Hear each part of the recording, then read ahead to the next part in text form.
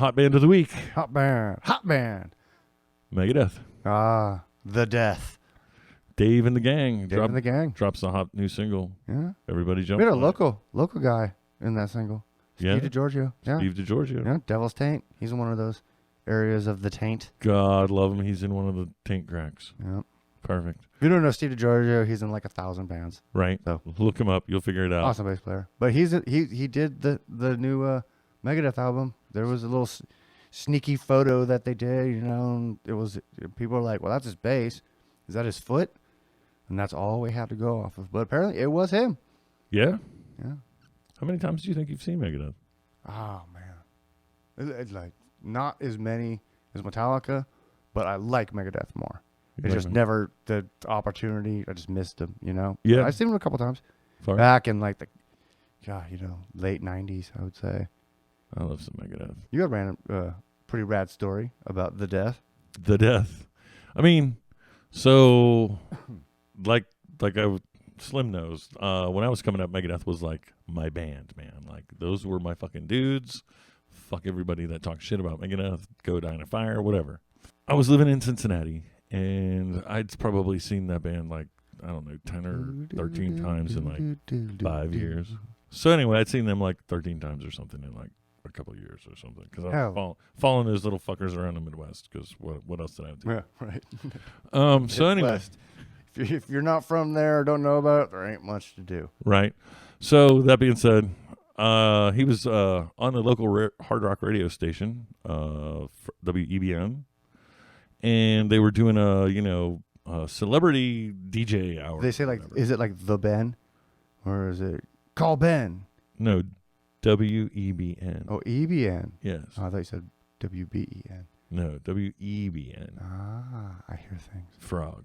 I Anyway. can't wait to see the edit on this in the caption below that says actually what he said. Look below. What does it say?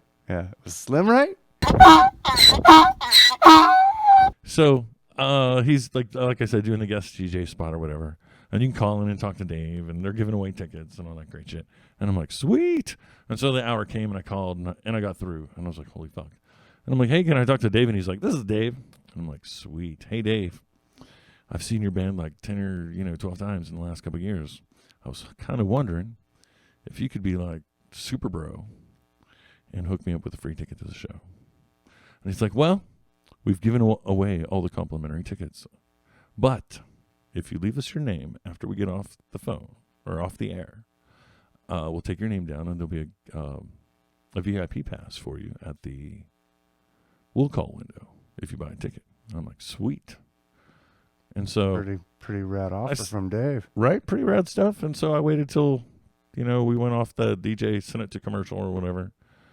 And they took my name down, and I'm like, rad. And then I had to scramble to figure out where I was going to get money to go to this concert. He's like, I got to get a ticket now. And so I'm like, fuck, I need gas money. I need ticket money. God damn it. How much was gas back then? Oh, Just out of curiosity. It was probably like $1. Like $1 a gallon. Anyway, so I was driving this beat the fuck 79 Monte Carlo, and there wasn't a straight body panel on that piece of shit. It was fucking prime or fucking burgundy. Good thing gas is $1 a gallon. Right. It had the shittiest 305 V8 ever made inside of it. And how do I know? Because I had to fucking work on it all the time. So I hop in the fucking hot rod, or not rod as the case may be. Not rod. And I drove down to fucking Riverbend.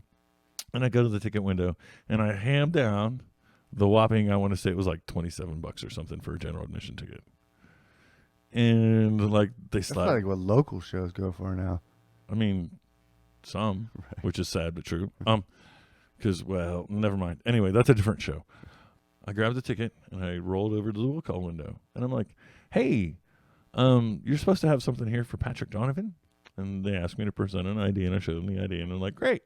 And they start fingering through the envelopes, and hot damn, there was one with my name on it. And so they slid that through the window.